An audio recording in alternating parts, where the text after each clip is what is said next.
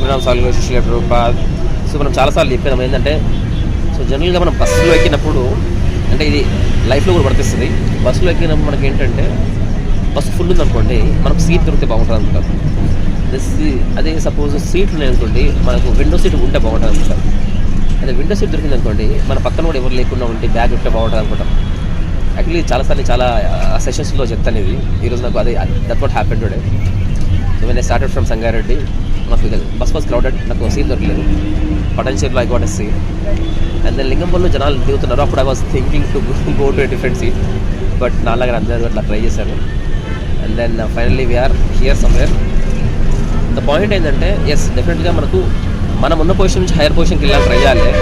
కానీ అదే పనిగా అట్లీస్ట్ మనకు we should know what we are aspiring for. మనకు నిజంగా ఏం కావాలన్నా థాట్ కూడా మనకు ఒక క్లారిటీ ఉండాలి. Happy Sunday guys.